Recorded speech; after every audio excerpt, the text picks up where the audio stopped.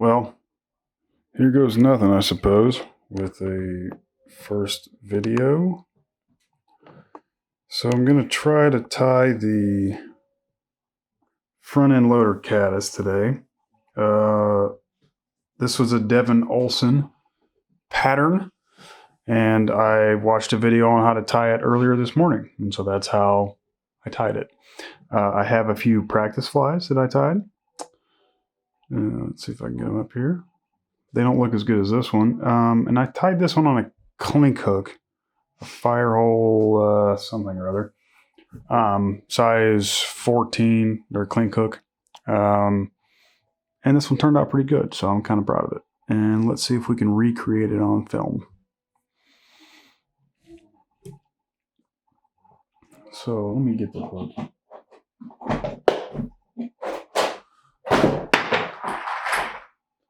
And my dog dropping a bone in the background. Yeah, it's a Firehole 315, size 14. That is what we're using. And the other materials we're going to use for this fly are as follows. Let me get this thing in there. We've got some Glow Bright floss. This is fluorescent orange. And we've got some EP fibers. And some sulky opal tinsel. And I have a little trick to share with that as well. Where did it go? There it is. This one here. My top fell off. And you'll need some sort of 5X tippet. In this case, some sort of cheap stuff that I apparently got off of Amazon. So, where's my thread? Also, thread will be Semperfly Nano Silk 12/aught in brick beige, and I've got some bull elk. Where it is, elk body hair, and it's light colored bull elk. It's a Wapsi product. Oh, and one more. The dubbing is the Microfine from Hairline and Beta Tan. I'm tying these for ostensibly my trip to Pennsylvania, so I figured the Beta Tan might be the best one. I'm going to start the hook, or start the thread pretty far back, it would usually appear, but it's needed. So we're going to take that a little bit there and try to cut off the tag, this Nano Silk.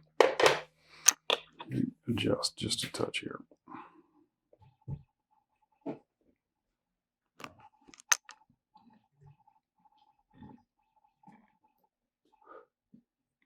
And I burped. Cool. So let's take this back to about where we're going to end that, probably a little bit further. I want that butt to go really far down. So, disclaimer, I've never actually fished this pattern before. So I'm just going on the word of Devin that it's going to work as a dry dropper type scenario. Obviously, it's been the winter time here lately, so I haven't gotten to fish many dry flies. So what I'm struggling to do now is tie in this floss. My thread is jumping forward, so we give it a clockwise spin, and it'll go back. We'll just tie that off, minimize some waste here, and take that back. This is just going to be a little hot tag at the very end. Something to stick below the water and tell the fish to come up and eat it. So we got the floss tied in there. Next is the sulky. Actually, no, we'll do the counter rib next. So this will actually be just a simple dubbing loop.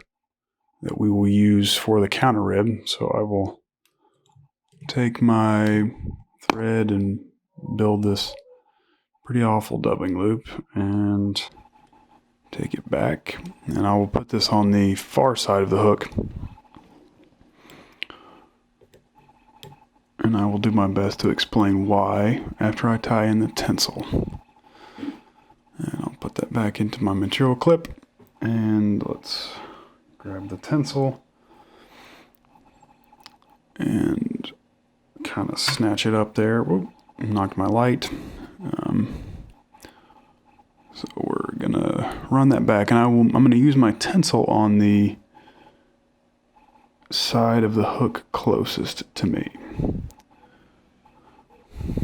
And I'll pull that back into my clip as well. So I'm trying to stay, one thing to note is I'm trying to stay behind this, the place where I started my thread. So I'm trying to stay behind that just to give myself enough space for the large head on this fly.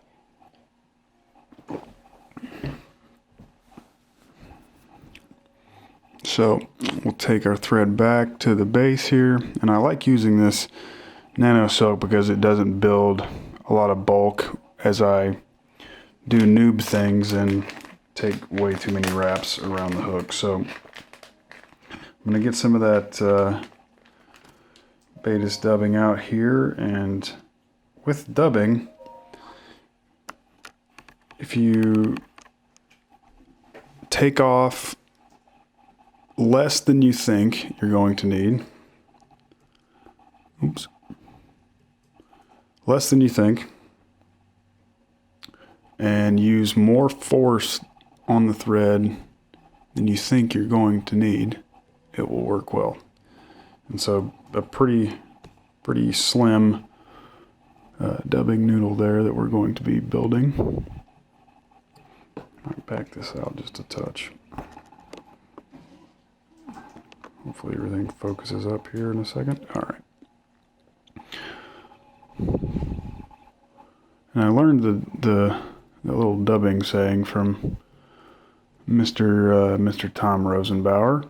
I listened to a lot of the Orvis fly fishing podcast, and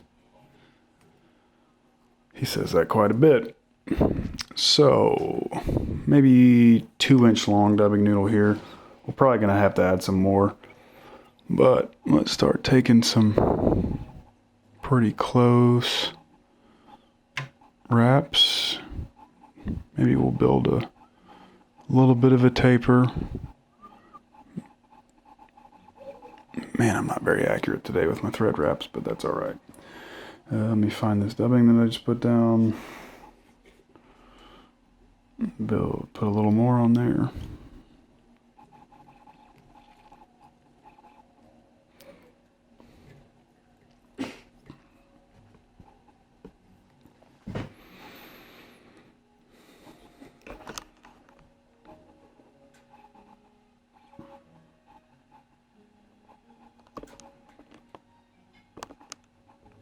Little adjustment there. Okay, so we've got a little more. I'm going to take that dubbing up just to the stopping point there.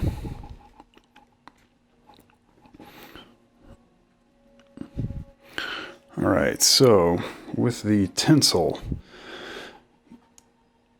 we're going to counter rib this to lock down the dubbing just a little bit. So go under the hook first, and that's why we put it close to us. So under the hook and over, and I'm going to do maybe 5 or 6, just kind of whatever feels right. Hopefully the fish that I throw this at will align with the number of ribbing wraps that I put on here. Find that delectable. My fiance is playing Zelda in the background, so that may be what you're hearing as well. The mystery audience that this is being recorded for. All right, so we got our ribbing material on there, and the dubbing loop that we took earlier and backed up, that's essentially going to be our rib. And I may have screwed up here, but I got it separated. So we're going to take our dubbing hook tool or dubbing loop tool and just not spin it up because it flies out.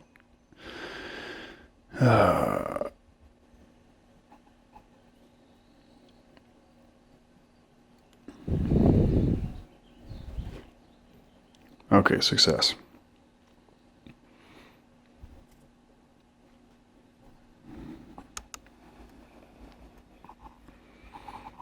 One thing I forgot to do is throw a half hitch in there, and oh my god, I'm so bad at these. Okay, we just half hitched halfway down our fly, but that's all right. Sorry about the little out of focus experiment there.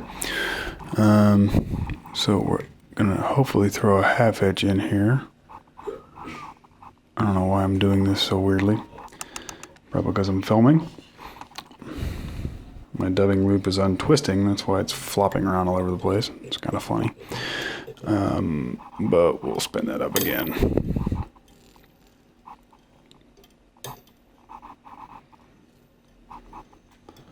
And I assume that this, these use of the spun, going the wrong way. So we're going to take this one normal thread direction, and just kind of throw some open, awful counter ribs in there because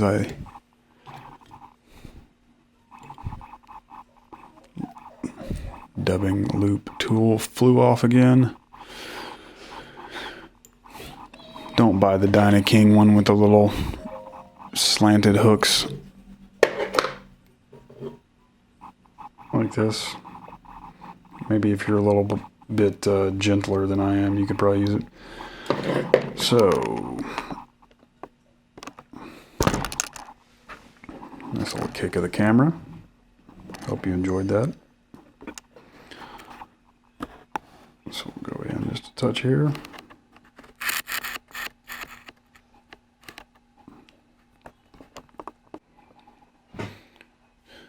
Alright, so we just wrapped our dubbing loop counter rib forward there.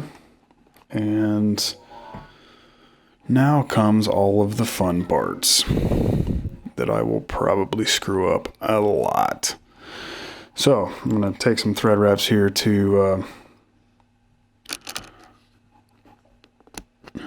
kind of bind down that dubbing and make the taper a little bit smaller here. And then what we are going to use is our elk hair. Nice little elk hair wing. Picked this patch up the other day from a fly shop here in Columbus. Support your local fly shops. They need us right now. So I don't know, took off about yay much. And now I'm going to go over my handy dandy little trash can here and strip out all the crap. We'll try to get out as much of the under fur as we can because that absorbs water and smacked my light again. So we'll take our hair stacker and drop that on in there. And this is the part my fiance hates.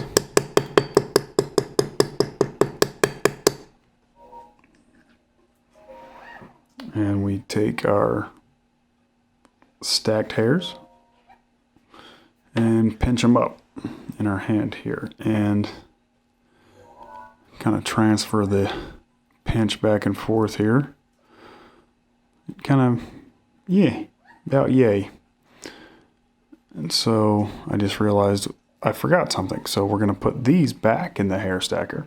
We'll put it back together so we can go back to that. And I'm going to put a little bit of super glue on this. And let's hope I can do this without gluing my fingers to the hook. This is just going to hold that wing on top just a little bit better. Especially me, I tend to push my materials off the other side of the hook, so anything I can get to give me a little bit of an advantage is helpful there. So we're going to roughly measure that out to about the end of where the tag is going to be cut, so maybe a little bit beyond the actual butt of the fly. And so we will pinch that in our left hand and take 2 wraps there without putting any tension on it. And then we will come straight up and let those kind of flare out, and then start taking quick wraps through the fibers there to lock all those hairs in place here and let our super glue tighten up.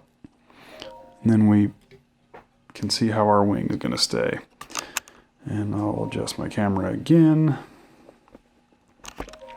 So now what we can do is take our finest tip scissors as possible, trim off some of these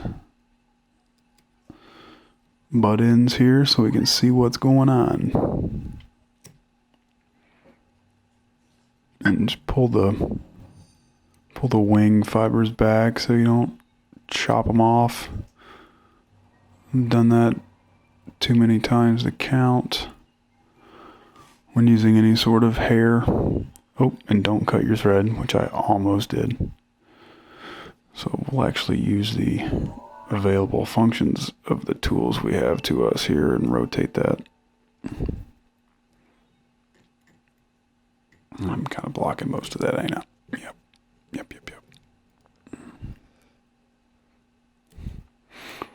Okay, so we're getting a little closer to the fly itself here.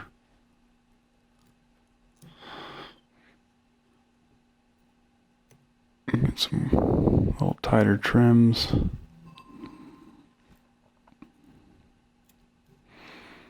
I'm just doing this because I want as little bulk as I can possibly get. Oh, and I need to clear the eye. Fantastic.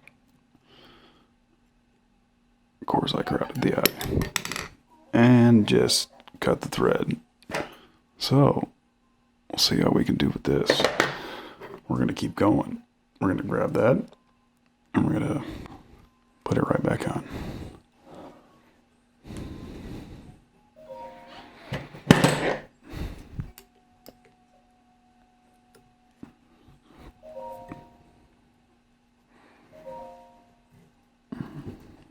Just kind of stroking the hair up there so that I can keep it on top of the hook as best I can. Important to take a break for a drink. And so what we will do is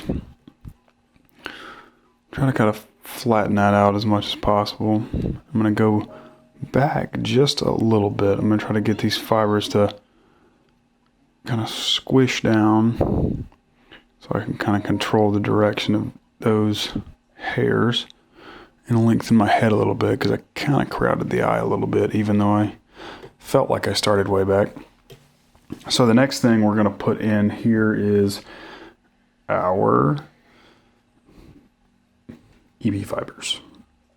So I just kind of cut off a little bit and left it kind of long. I waste a lot of material because I don't feel like dealing with short tag ends. So we will take that and tie it down with a couple of wraps, and then fold the forward section back to give us a nice little post right there.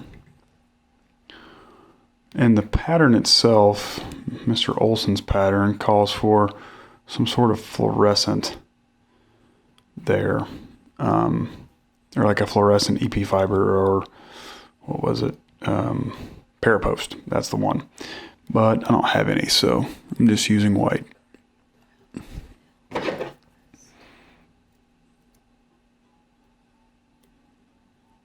Just trimming off a couple errant hairs there, and so this is kind of what we have now. And now we are going to build our hackle stacker. So I have a, I don't know, roughly 6-inch long piece of 5X tippet. I'm going to kind of form a loop with it here and get that tied in as tight as I can, because this tippet does like to slide around, so get you some good tight thread wraps in there.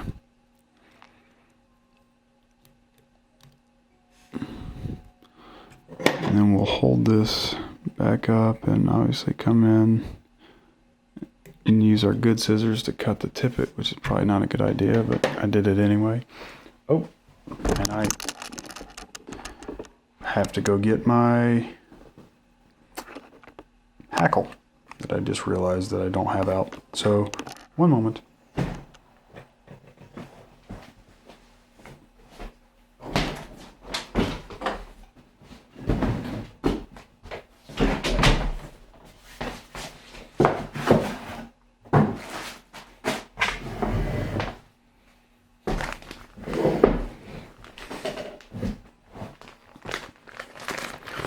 So I've got a half of a neck. It's a Metz hackle product, which is really nice. I like it. I want a whiting cape for this, but they're really expensive. So we're just going to pull one off that's about, so we're using a size 14 hook, so a little bit oversized. And especially for this clink, it's going to work pretty well. So I'm going to measure this out. You can't see it, but that's what I'm doing. So this is about a size 12 feather. Let me get this off. This kind of measures out at about a 12, maybe a little bigger than that, but I'm going to go pretty far down into this thing and cut the ass end off here.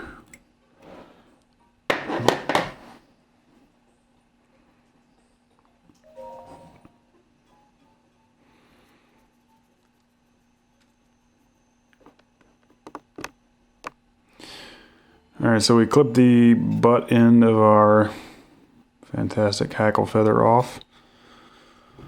And I can never remember which side of this you're supposed to tie towards you, whether it's the shiny side or the dull side. So we're just going to go shiny side towards us because that's the one I like looking at better.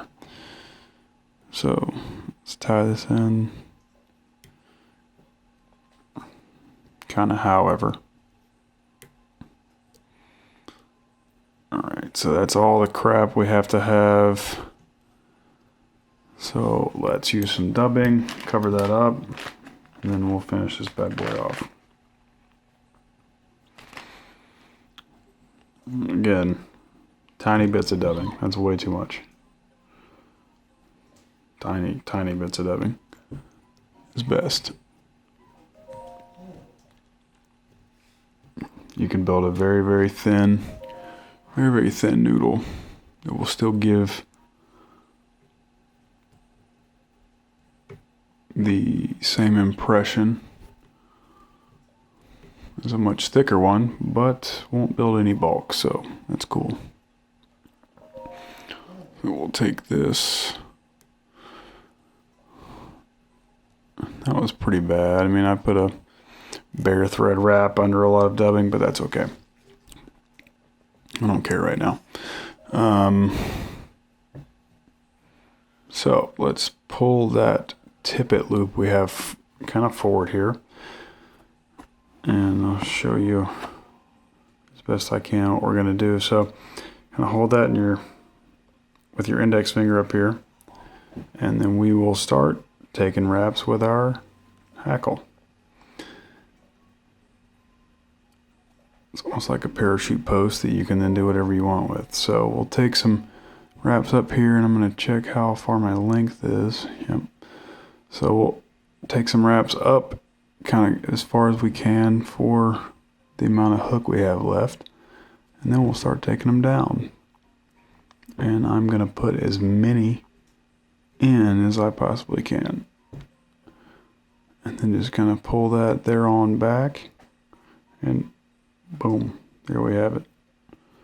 So now we will take, lick your fingers a little bit maybe, and pull some of those hackle fibers back. And remember to counterclockwise twist your thread if you want to get a little jump back to the left. This is always the hardest part, getting this stupid tippet tied back. So bear with me while I do this.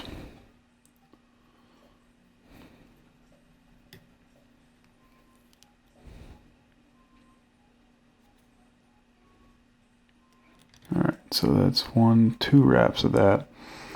And then what we can do is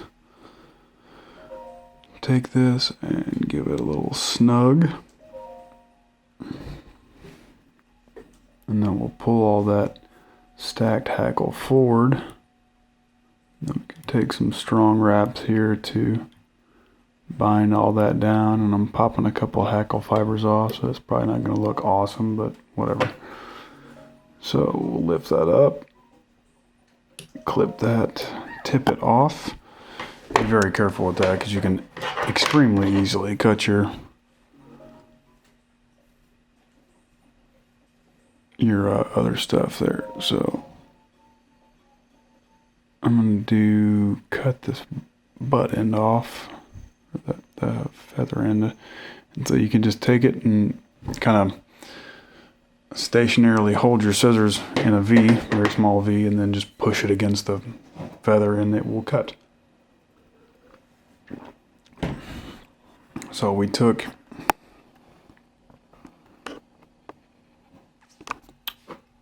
all of that. We've got our tippet tied in, and we'll clean the eye up a little bit, but it's fairly good there. We trapped a couple hackle fibers. Let's pull those back.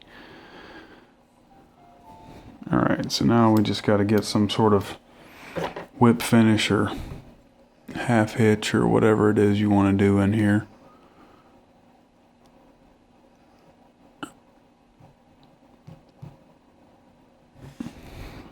Throw that in, give it a good snug, and clip that off. And so I'm going to kind of look things over a little bit, but we'll take that EP fiber down and I'm going to cut it maybe just a touch longer than those hair fibers because I want to be able to see it. And we're not exposing correctly here. Oop, oop, oop. There we go. We'll try that on for size. All right, so everything's good there. I'm going to pull this out just a little bit, and we will cut this floss off.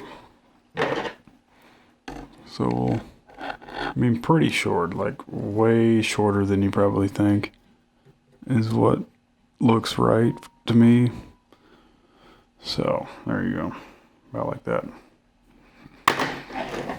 And what we can do now is we're going to come in with a little bit of Gorilla Glue here and put it right behind the eye. Hopefully I won't actually fill the eye.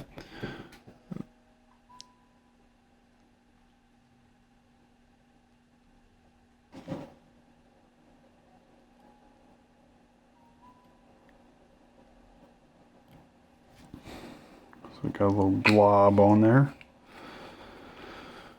I'm going to use this piece of rubber leg that I tried out earlier on something to kind of mush that down. All right. And so now we have our fly. And that is the front end loader Caddis, kind of intended to be a fairly flush floating, you know, as there's no hackle on the bottom here.